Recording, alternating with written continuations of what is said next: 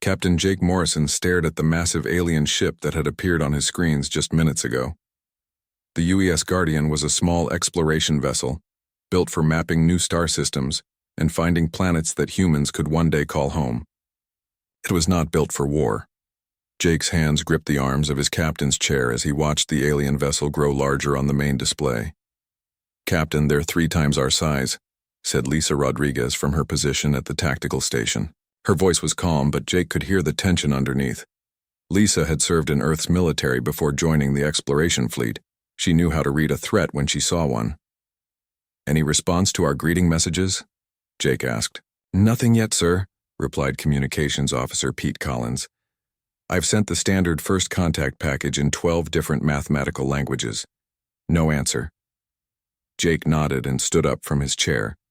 The bridge of the Guardian was small, with only 6 crew stations. His entire crew numbered just 23 people. They were scientists, engineers, and explorers. They were not soldiers, even though each of them had basic military training. Earth's government had learned long ago that space was dangerous and even exploration ships needed to be ready for trouble. The alien ship moved closer. Its hull was smooth and white, with gentle curves that made it look almost like a work of art. There were no visible weapons, but Jake knew that meant nothing. Human ships looked peaceful too, until someone saw their missile tubes open. "Captain," Lisa said, her voice sharper now, "I'm reading energy buildup in their forward sections, could be weapons charging." Jake felt his heart rate increase. This was exactly what Earth's government had feared might happen. Humanity had been exploring space for only 30 years. They had found empty worlds, ancient ruins, and signs that other species existed somewhere among the stars. But this was their first meeting with living aliens. "All stations yellow alert," Jake ordered. "Pete, keep trying to contact them. Lisa, bring our shields online but do not charge weapons. I want them to know we're being careful, not hostile." The alien ship came to a stop about 5,000 kilometers away. At this distance, Jake could see more details on the main screen. The ship was beautiful in a way that human vessels never were.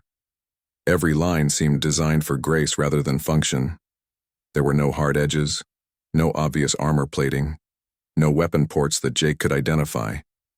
"Sir, I'm getting something," Pete said suddenly. "It's not a response to our messages, they're sending some kind of scanning beam." "What kind of scan?" Jake asked. "I don't know. It's not like anything in our databases, but it's definitely active. Scanning. They're looking at us pretty hard." Jake walked over to Lisa's station. "Anything to worry about?" Lisa shook her head. "The scan isn't harmful as far as I can tell. But Captain, I don't like this. In military training, you scan a target when you're getting ready to shoot at it." Before Jake could respond, the alien ship began moving again, but instead of coming closer, it moved to position itself between the Guardian and the edge of the star system. Jake realized what was happening just as Pete called out from his station. "Captain, I'm getting a transmission. It's in our language." "Put it on speakers," Jake ordered. A voice filled the bridge. It was clearly artificial, probably a computer translation, but the words were clear enough. "Vessel of the species called humans. You will surrender your weapons and submit to pacification procedures. Resistance will result in your classification as a hostile force." Jake felt a chill run down his spine. The word pacification had a very specific meaning in human history, and none of those meanings were good. "This is Captain Jake Morrison of the Earth exploration ship Guardian," he said. "We are on a peaceful mission of exploration. We have no hostile intentions toward your people." The response came quickly. "Your vessel is armed. Your species originates from a world classified as a danger zone. You will surrender your weapons immediately and prepare to be escorted to a processing facility." Lisa looked up from her console. "Captain, they're right that we're armed, but we're carrying standard exploration loadout. Defensive weapons only." Jake knew what she meant. The Guardian carried missiles designed to destroy asteroids that might threaten the ship. They had point defense systems to shoot down space debris. They even had a few weapons meant for use against hostile ships because space was full of dangers that couldn't always be talked to or reasoned with. But everything they carried was designed for defense, not conquest. "Alien vessel," Jake said. into the communication system. We come from Earth, which our people call home. Yes, our world is dangerous, but that danger made us strong. We carry weapons because we have learned that the universe is not always safe. We offer friendship, but we will not surrender our ability to defend ourselves. There was a long pause. When the alien voice returned, it sounded different somehow. More formal, more cold. Your refusal to comply with standard pacification procedures confirms your species' hostile nature. You claim your world is dangerous, yet you survive there. This indicates military adaptation that threatens galactic peace.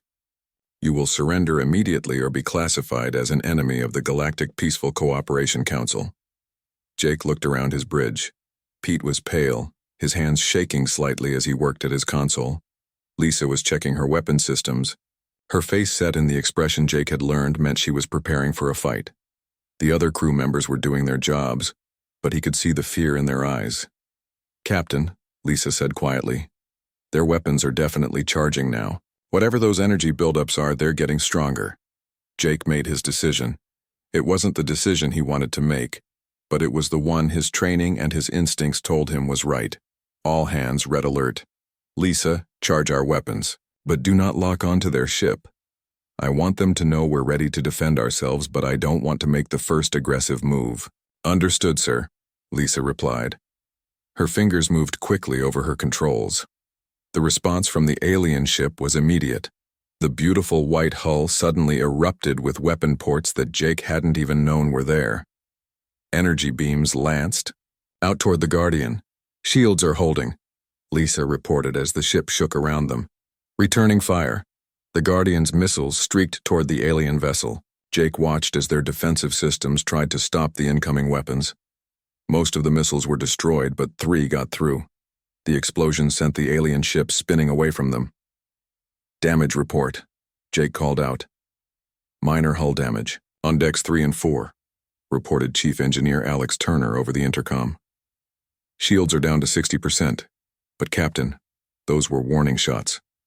They weren't trying to destroy us." Jake understood. The aliens had been trying to disable the Guardian, probably to capture the crew for their pacification procedures. But they had made a mistake.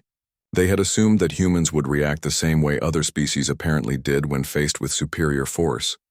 The alien ship was moving away now, its smooth hull scarred by the missile impacts. Jake could see atmosphere venting from several holes in its side. "Captain," Pete said, "they're sending another message. Let's hear it." The artificial voice was the same, but there was something different in the tone, something that might have been surprise or even fear. "You have damaged a vessel of the Galactic Peaceful Cooperation Council. This act of aggression will not be tolerated. Your species will be dealt with appropriately." The alien ship disappeared in a flash of light faster than anything Jake had ever seen. Lisa looked up from her console. "Captain, I think we just started a war." Jake stared at the empty space where the alien ship had been. He thought about the 23 crew members under his command, about Earth and its 8 billion people, about humanity's small collection of exploration ships scattered across nearby star systems. "Pete," he said quietly, "send a message to Earth. Tell them what happened here. Tell them the aliens called our world a danger zone and they wanted to pacify us." He paused, thinking about the implications of what they had just experienced. "Tell them I think they're coming back, and next time they won't be alone." Admiral Kexathera stood before the massive crystal display in the Grand Council chamber on Serenity Prime. The chamber was beautiful, like everything else the Zephyrians built. Soft blue light came from walls made of living coral that had been shaped over centuries. The air smelled of flowers that bloomed in perfect cycles, never knowing drought or storm or any of the harsh realities that shaped life on less fortunate worlds. Around the circular chamber sat representatives from 12 different species, all members of the Galactic Peaceful Cooperation Council. They came from worlds with names like Paradise, Garden of Stars, and Eternal Spring. Each of their home planets was what the Council called a perfect world. Gentle weather, abundant food, no dangerous predators, no natural disasters. They were worlds where intelligence had evolved without the need for violence or struggle. Kexathara touched a control panel with one of her 4 delicate hands. The crystal display showed images from her encounter with the human vessel. The room fell silent as the council members watched the brief battle. "As you can see, honored representatives," Kexathara said, her voice carrying the musical quality that all Zephyrians possessed. "These humans refused all attempts at peaceful contact. When we offered them the standard pacification process that has worked successfully with 17 other species, they became violent." High Counselor Velnara leaned forward from her position at the center of the circle. She was old, even by Zephyrian standards, her skin showing the pale blue color that came with great age and wisdom. "Admiral, explain to the Council what you mean by their violent response." "They would not surrender their weapons," Kexathara replied. "Even when we explained that carrying weapons was against galactic law for primitive species. They claimed their world was dangerous and that they needed these weapons for protection." A representative from the Harmony Collective, a species that looked like tall, thin plants with large eyes, made a sound of distress. "They carry weapons? But why would any species need weapons if they are not planning violence?" "That is exactly what troubles us," Kexathara said. "Our analysis of their vessel showed that their entire ship was designed around conflict. They had armor plating, shield generators, and multiple weapon systems. When we tried to disable their ship for their own safety, they fought back with a level of aggression we have never encountered." She changed the display to show the damage her ship had suffered. Several council members made sounds of shock. Holes had been burned through the beautiful white hull. Atmosphere had vented into space, and 3 crew members had been injured. "They used explosive projectiles," Kexathara continued. "Weapons designed specifically to destroy and kill. Our medical staff is still treating crew members who were harmed by the blast fragments." The representative from New Eden, a species that resembled large gentle birds, spoke up. "This is most disturbing.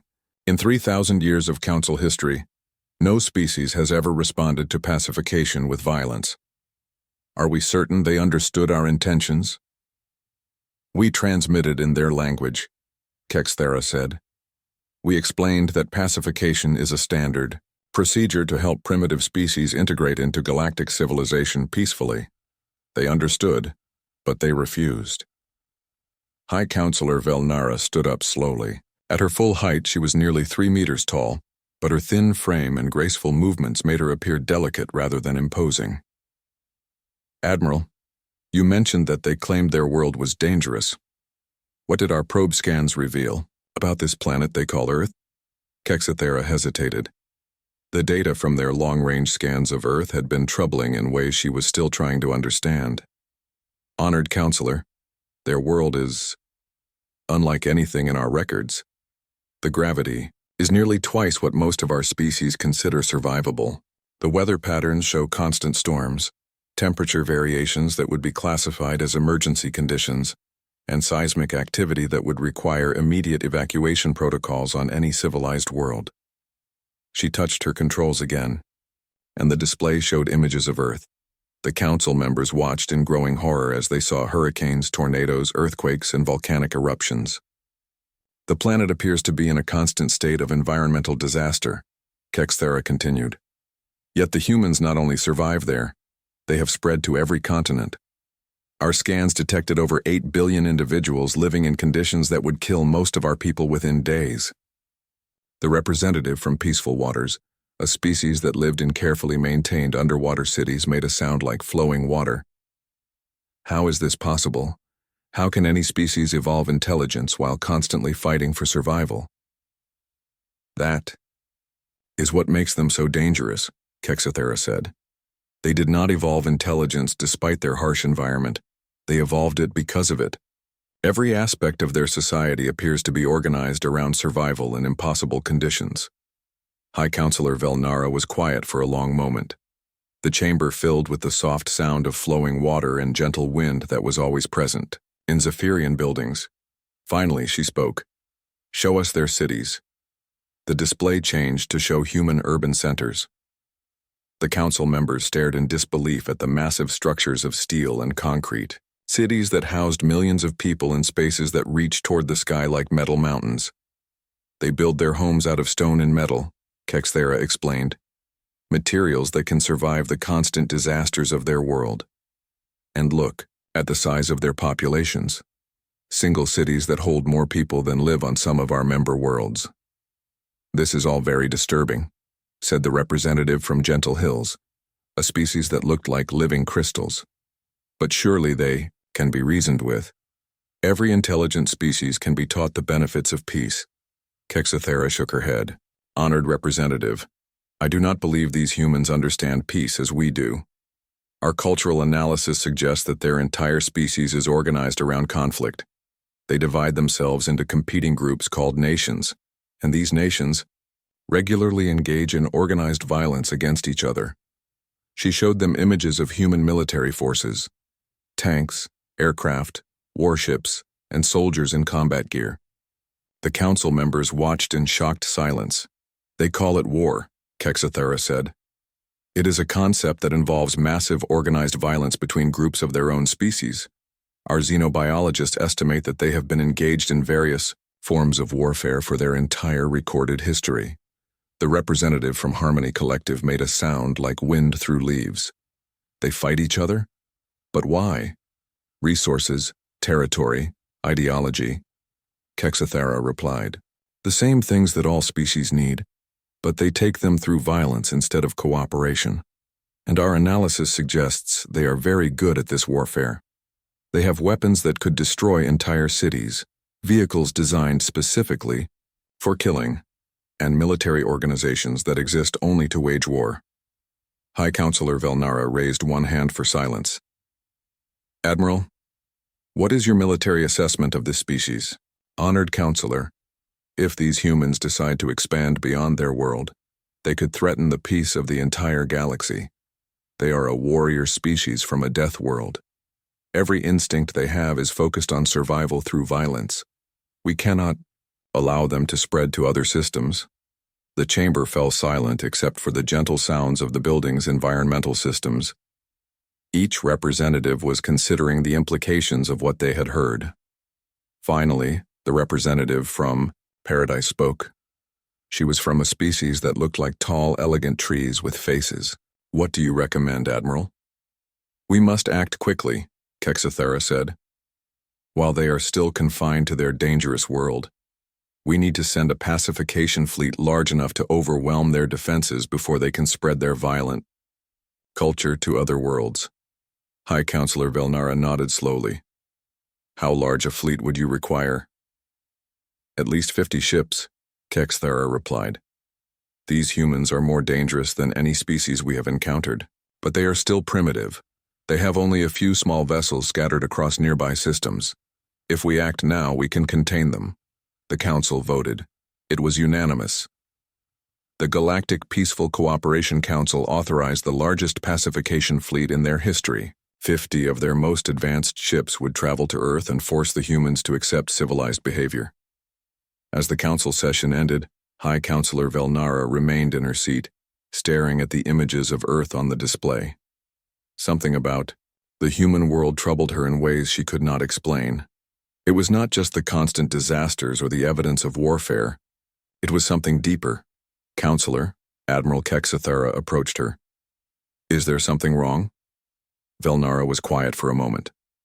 Admiral, in 3,000 years of galactic civilization, we have never encountered a species that chose violence over peace.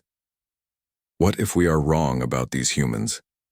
What if their violence is not evil but necessary? Kexthera's expression hardened. Honored Counselor, violence is never necessary. That is the foundation of our civilization. These humans must be taught this truth, for their own good and for the safety of the galaxy. Velnara nodded, but her doubts remained. As she looked at the images of the strange blue world with its impossible weather and its violent inhabitants, she wondered if the Council was about to make the greatest mistake in galactic history. President Maria Santos stood in the Situation Room deep beneath the White House, staring at the large display screen that showed 50 alien ships hanging in space just beyond Earth's moon. The ships were beautiful, with their smooth white hulls and graceful curves, but their presence filled her with cold dread. How long since they arrived? She asked. 6 hours ago, replied Admiral Susan Clark, the head of Earth's Small Space Defense Force. They've been broadcasting the same message on repeat for the last 3 hours. Play it again, Maria said. The speakers filled the room with the now familiar artificial voice. People of Earth, you have been classified as a hostile species by the Galactic Peaceful Cooperation Council. You will surrender immediately and prepare for pacification. Resistance will result in the total occupation of your world. You have 24 hours to comply. Defense Secretary John Hayes shook his head. 24 hours to surrender our entire planet to aliens we've never met. This is insane. Dr. Richard Stone, Earth's leading expert on alien life, spoke from his seat at the table. Mr. President, I don't think they understand what they're asking. Based on Captain Morrison's report from the first contact, these aliens seem to come from worlds where conflict doesn't exist. They probably think we'll just give up when faced with superior force. Will we? Asked General Carl Davis, the chairman of the Joint Chiefs of Staff. Maria looked around the room at her advisors. These were good people, smart people, but she could see the fear in their eyes. Earth had been exploring space for only 30 years. They had a handful of exploration ships, a few orbital defense platforms, and absolutely no experience with interstellar warfare. Admiral Clark, Maria said, what are our military options? Susan Clark pulled up a holographic display showing Earth's defenses. We have 12 orbital platforms with missile systems, originally built to stop asteroids. We have the Guardian, and 3 other exploration ships that can be armed for combat. And we have about 200 atmospheric defense fighters. Against 50 alien warships, John Hayes said grimly. The alien ships are larger than anything we've ever built, Susan continued. But Dr. Stone might be right about them not understanding conflict. Captain Morrison's report said their weapons seemed designed to disable rather than destroy. That's because they want to capture us alive, Dr. Stone said. From what we've learned, they've pacified 17 other species. I think that means they conquered them and forced them to give up their weapons and military. Maria felt a chill run down her spine. Are you saying they want to turn us into slaves? Not slaves, Dr. Stone replied. More like pets. They seem to think that violence is a disease that can be cured. They want to fix us. The room fell silent. Outside, Maria knew that 8 billion people were going about their daily lives, most of them unaware that alien ships were hanging over their heads like a sword ready to fall. Mr. President, said a new voice from the doorway. Maria turned to see Dr. Amy Foster, the head of Earth's emergency defense programs. I need to speak with you immediately. Amy was young for such an important position, but she had brilliant ideas about converting civilian technology for military use. Maria had put her in charge of preparing Earth for exactly this kind of situation. What is it, Dr. Foster? I've been analyzing the alien transmission, Amy said as she hurried to the table. They gave us 24 hours, but that's not the real deadline. Our deep space monitors are showing more ships coming. A lot more. She activated her portable display, showing the space around Earth. The 50 ships that are here now are just the advance force. We're tracking at least 200. More ships heading toward us. They'll arrive in 72 hours. General Davis leaned forward. 250 ships total? Maybe more, Amy said. Some of the signatures are unclear, but here's the important part. The ships that are coming aren't the same design as the ones already here. They're bigger, much bigger. Admiral Clark studied the display. Invasion ships? That's what I think, Amy replied. The 50 ships here are warships. The ones coming behind them look like they're designed to carry troops and equipment for a long-term occupation. Maria felt her heart racing. This wasn't just a threat. This was the beginning of an invasion that would end human independence forever. Dr. Foster, she said, how quickly can we mobilize our defense plans? Amy's eyes lit up with a mixture of excitement and fear. We can have the first phase operational in 18 hours. I've already contacted every major manufacturing facility on the planet. They're starting conversion to military production immediately. What kind of conversion? John Hayes asked. Everything, Amy replied. Car factories are switching to building military vehicles and weapon systems. Electronics companies are producing guidance systems for missiles. Even food processing plants are being converted to make military rations and supplies. She changed her display to show a map of Earth with thousands of points of light. We're activating the Total Defense Protocol. Every factory, every laboratory, every research facility on the planet is being converted to support the war effort. General Davis stared at the map. This is unprecedented. We're turning our entire civilization into a military machine. Because we have to, Maria said firmly. These aliens think they can force 8 billion humans to surrender our freedom. They're about to learn that they picked the wrong species to threaten. The meeting was interrupted by an urgent communication from the orbital defense platforms. Captain Steve Rogers, commanding the converted mining ship New Frontier, appeared on the main screen. "Mr. President," Steve said, "we have a situation. 3 alien ships have broken off from the main group and are moving toward our platforms. I think they're testing our defenses." "Are they attacking?" Admiral Clark asked. "Not yet, but they're scanning everything we have. I think they want to see what kind of fight we can put up." Maria made her decision. "Captain Rogers, you are authorized to engage if they make any hostile moves, but do not fire first. We need to make sure the historical record shows they started this fight." "Understood, Mr. President." The screen showed the view from the New Frontiers bridge. The 3 alien ships were moving slowly through Earth's defensive perimeter, their white hulls gleaming in the sunlight. They were beautiful, but there was something ominous about the way they moved, like sharks circling their prey. "Captain," came a voice from the New Frontiers tactical officer. "The lead ship is charging weapons." "All stations, battle alert," Steve Rogers commanded. "Arm all missiles and bring shields to full power." The alien ship fired first, sending a beam of energy toward the nearest orbital platform. The platform's shields absorbed most of the blast, but Maria could see the damage readings spike on her display. "They're not trying to destroy it," Admiral Clark observed. "They're trying to disable our defenses." The response from the orbital platform was immediate and devastating. Missiles streaked toward the alien ship, and this time the humans weren't holding back. The explosions lit up space like miniature suns. "Direct hit," reported the tactical officer. "The alien ship is venting atmosphere and falling back." But the other 2 alien ships were already firing on different platforms. The battle was brief but intense. When it was over, one orbital platform was heavily damaged, but all 3 alien ships were retreating toward their main fleet. "Damage. Report," Maria asked. "Platform 7 is offline but repairable," Admiral Clark said. "No casualties. But, Mr. President, the aliens are going to know now that we're not going to surrender quietly." Dr. Stone looked up from his tablet, where he had been analyzing the battle data.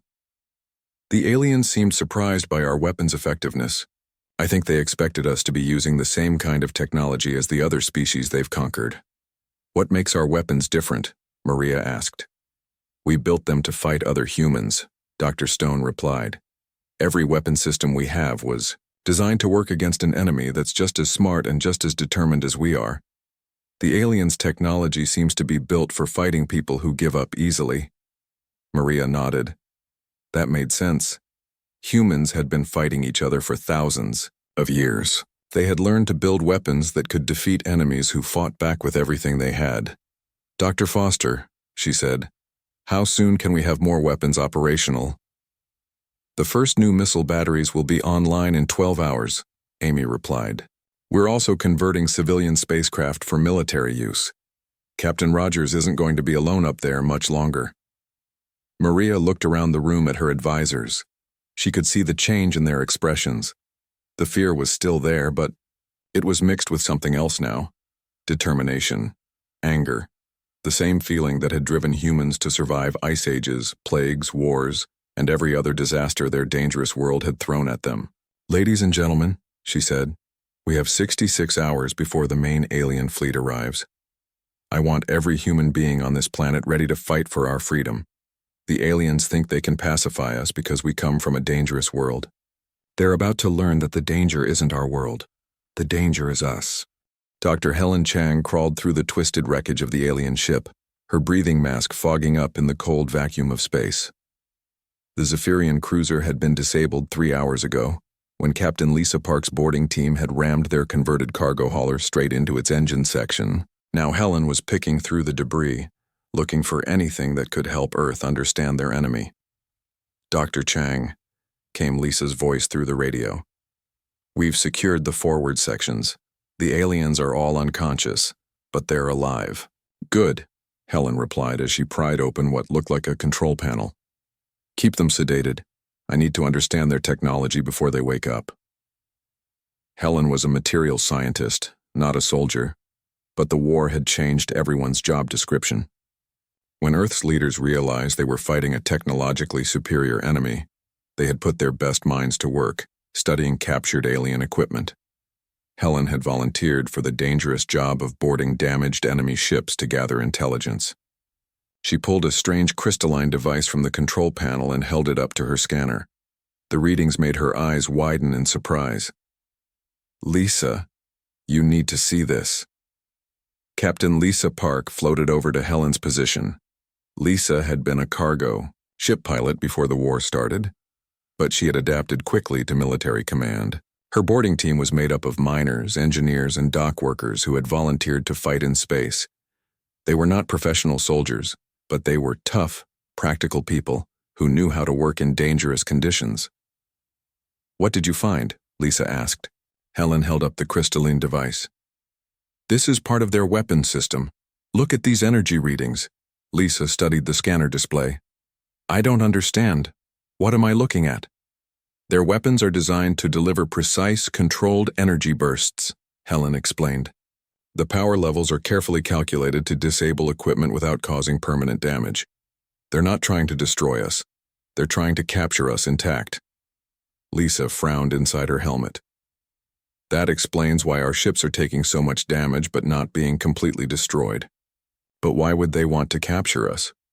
"Because they think they can fix us," Helen said. "Look at this." She pulled out another device, this one looking like a medical scanner. "This is some kind of biological analysis tool.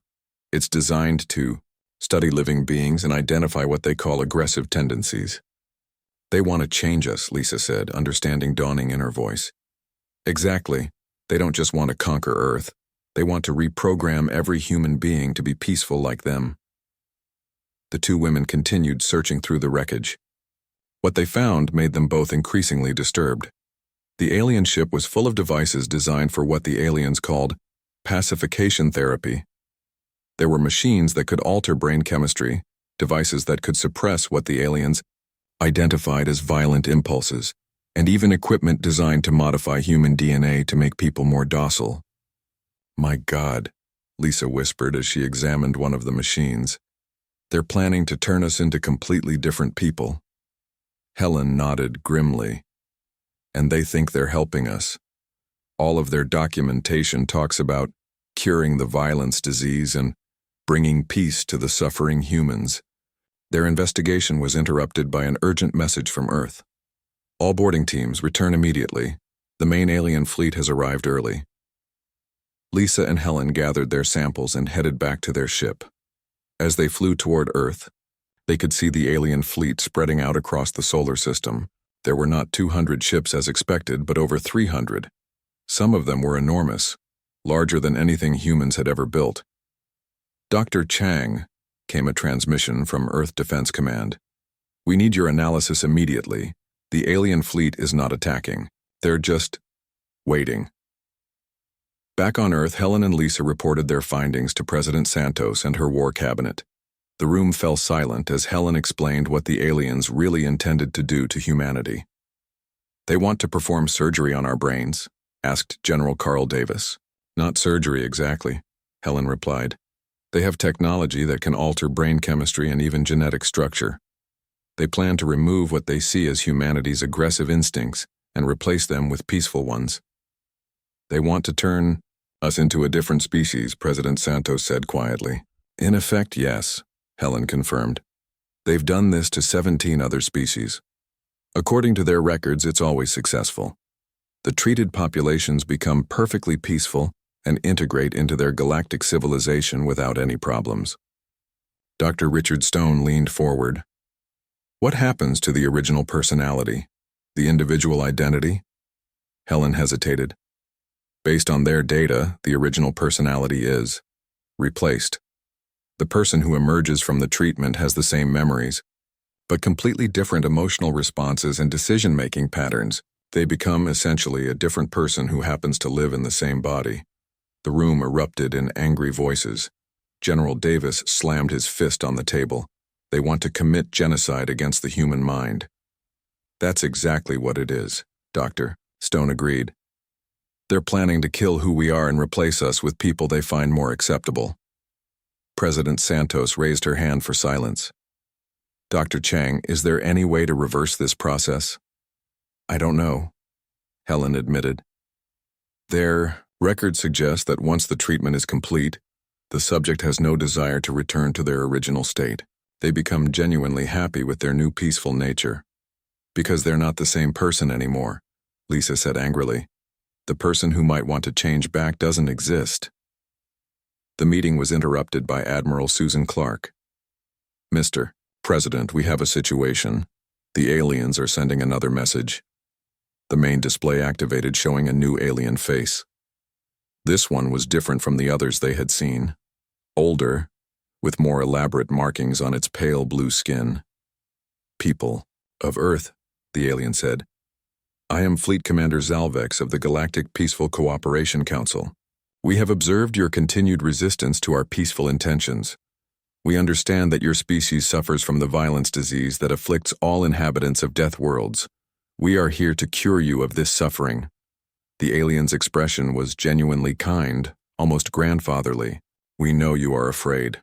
All species fear the healing process at first, but we have successfully brought peace to 17 worlds. Their people are now happy, productive members of galactic civilization.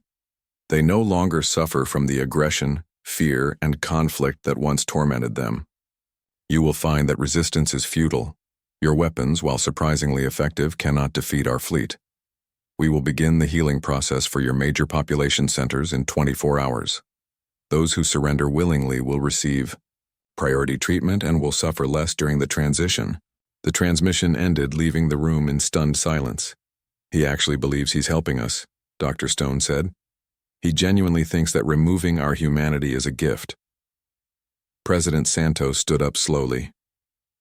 Dr. Chang, how effective are our weapons against their technology? Very effective, Helen replied, surprising everyone. Their shields and armor are designed to protect against weapons used by peaceful species. Human weapons are built to fight other humans, who are much more dangerous than anything they've encountered. Our missiles are getting through their defenses about 60% of the time. What about their numbers advantages? Asked Admiral Clark. That's the problem, Helen admitted. Even with our superior weapons effectiveness, they still have more ships than we can handle. But there's something else. I found evidence in their ship's computers that their crews aren't trained for real combat. She activated her portable display showing alien crew records. Look at this. Their military personnel have never fought an enemy that actually fought back. Every species they've conquered surrendered quickly when faced with superior numbers. They have no experience with prolonged combat against a determined enemy. Captain Lisa Park spoke up. During our boarding action, the alien crew seemed completely shocked that we were willing to ram our ship into theirs. They kept trying to surrender to us, even after we had boarded their vessel. General Davis leaned back in his chair. So they have superior numbers and technology, but they don't know how to use them against an enemy that refuses to give up. Exactly, Helen said. And there's more. Their entire society is built around avoiding conflict. They're not psychologically prepared for the kind of war that humans consider normal. President Santos looked around the room at her advisors. Ladies and gentlemen, we're fighting for the survival of human consciousness itself. If we lose this war, humanity as we know it will cease to exist. We'll become something else, something that the aliens consider better, but something that won't be us anymore. She turned to Admiral Clark. Susan, I want every ship we have ready for combat. We're not just defending our planet anymore. We're defending our souls. Outside, the alien fleet waited patiently in the darkness of space, confident that they were about to perform the greatest act of mercy in galactic history. They had no idea that they were facing a species that would choose death before losing the essence of what made them human. Fleet Commander Zalvex stood on the bridge of his flagship, watching the readings from his scanning equipment with growing confusion. The human homeworld should have surrendered by now. Every other species had given up when faced with the overwhelming force of a galactic council fleet. But the humans were doing something that no species in 3,000 years of galactic history had ever done. They were fighting harder. "Commander," said his tactical officer, a delicate Zephyrian with the pale markings of a junior officer. "We have lost another ship. The humans rammed a cargo vessel filled with explosives into the Gentle Mercy." Zalvex felt his stomachs twist with distress. The Gentle Mercy had been a hospital ship, clearly marked with healing symbols. The humans had attacked it anyway. "How many casualties?" 47 crew members injured, 3 in critical condition. The humans do not seem to distinguish between military and medical vessels. This was beyond Zalvex's understanding. Every civilized species respected medical ships. It was one of the fundamental laws of galactic civilization. But the humans attacked everything equally without mercy or discrimination. "Sir," another officer called out. "The human fleet is approaching our position. They appear to be organizing for another attack." Zalvex looked at the tactical display.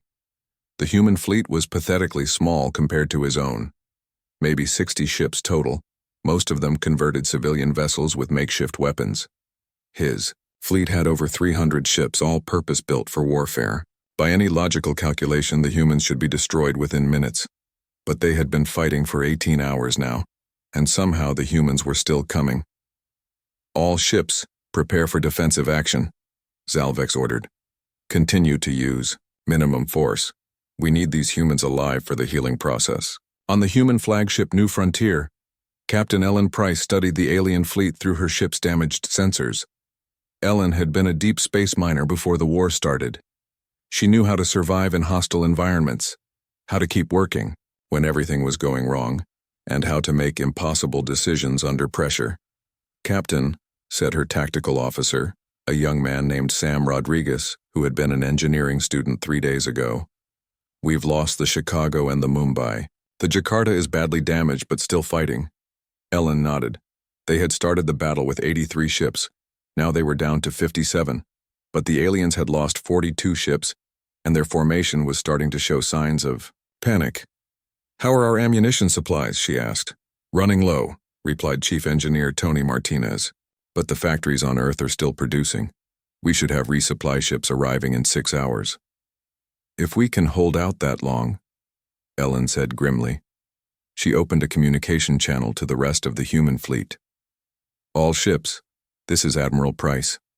I know you're tired. I know you're scared. I know some of you are thinking about the families you left behind on Earth. But remember what we learned about the alien plans. If we lose this fight, those families won't just die. They'll be turned into something else. Something that isn't human anymore." The response came immediately from dozens of ships. "We're with you, Admiral. Give us our orders. Let's finish this." Ellen smiled grimly. These were miners, cargo haulers, research scientists, and engineers. They were not professional soldiers, but they were humans from Earth, and they understood what it meant to fight for survival. "All ships, attack Formation Delta. We're going to punch through their center and target their command vessels. They can't coordinate their fleet if their admirals are dead." The human fleet accelerated toward the alien formation. The ships were not elegant like the alien vessels. They were rough, functional, designed to survive in the harsh environment of space rather than to look beautiful. Many of them showed battle damage from the long fight, but they kept coming. Fleet Commander Zalvex watched the human attack with growing horror. "They are targeting our command ships directly. How do they know which vessels contain our senior officers?" "Sir," his intelligence officer replied, "our analysis suggests that humans have extensive experience with military tactics. Their entire species appears to be organized around warfare." The human ships crashed into the alien formation like a hammer blow. Ellen's New Frontier led the charge, its makeshift armor plating glowing red from enemy fire. Behind her came the converted cargo haulers Berlin and Sydney, their missile tubes firing continuously. Direct hit on the alien flagship, Sam Rodriguez reported. Their shields are down. All ships, concentrate fire on the flagship, Ellen ordered. The alien command ship tried to retreat, but it was too late. Human missiles slammed into its hull, and the beautiful white vessel began to break apart under the assault. On the dying flagship, Fleet Commander Zalvex stared at his tactical display in disbelief. His fleet was scattering. His officers were reporting casualties and requesting permission to retreat. And the humans were somehow winning despite being outnumbered 5-1. How is this possible? He asked his tactical officer. The officer's hands were shaking as he worked at his controls. Sir, the humans fight differently than any species we have encountered. They seem to prefer destruction over capture. They target our most important ships first, and their crews continue fighting even when their vessels are severely damaged.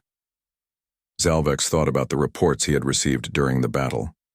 Human ships with life support failing, their crews working in vacuum suits, human vessels with engines destroyed, using their remaining maneuvering thrusters to ram into alien ships. Human captains refusing surrender even when their ships were breaking apart around them. It was beyond his understanding. How could any species choose death over the peace that the Galactic Council offered? Sir, his communications officer called out. We are receiving a transmission from the human fleet. Put it on speakers, Zalvex ordered. Admiral Ellen Price's voice filled the bridge. Alien fleet, this is Admiral Ellen Price of the Earth Defense Force. Your flagship is destroyed, and your fleet is broken. Surrender now, and we will allow your surviving ships to leave our solar system. Zalvex stared at the communication panel. They are demanding our surrender? His tactical officer checked his displays.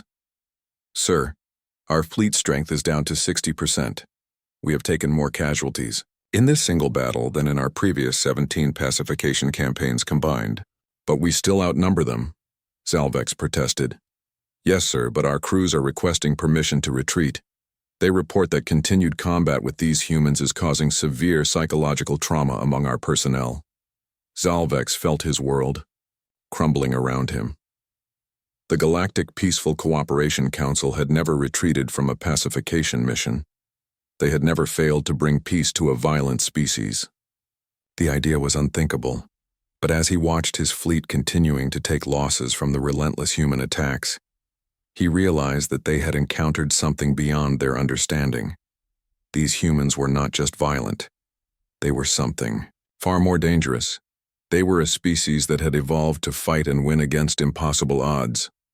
All ships, he said quietly, begin retreat to the edge of the system.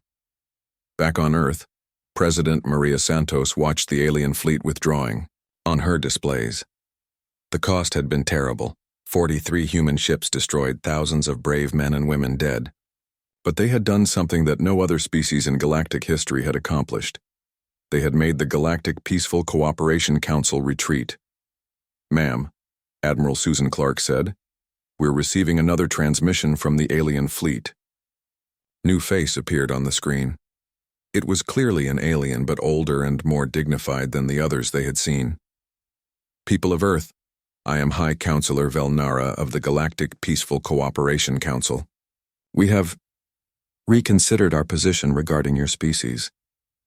The alien's expression showed something that looked like fear mixed with respect. We did not understand the true nature of your world or your people. We believed that violence was always a choice, always something that could be cured. But we see now that for some species in some places, the capacity for violence is not a disease but a tool for survival. We withdraw our pacification fleet. But we must ask, what do your people want from the galaxy? President Santos looked around the room at her advisors, then back at the screen. We want what we have always wanted, the right to exist as ourselves, the freedom to explore, to grow, to make our own choices about who we become. We do not wish to conquer your worlds or force our ways upon your people. But we will not allow anyone to take away what makes us human. High Counselor Velnara was quiet for a long moment. Perhaps Perhaps the galaxy has room for more than one way of living. We would like to propose a treaty. The Galactic Council will recognize Earth's sovereignty and humanity's right to exist, unchanged. In return, we ask that humanity consider using its strength to protect rather than to conquer. Maria Santos smiled. Counselor, humanity has always been at its best when we have something to protect. We accept your proposal. Months later, the Terran Protection Accords were signed, establishing humanity as the military arm of a reformed Galactic Cooperation Council. The peaceful species of the galaxy had learned that sometimes the greatest protectors were those who had been forged by the greatest dangers.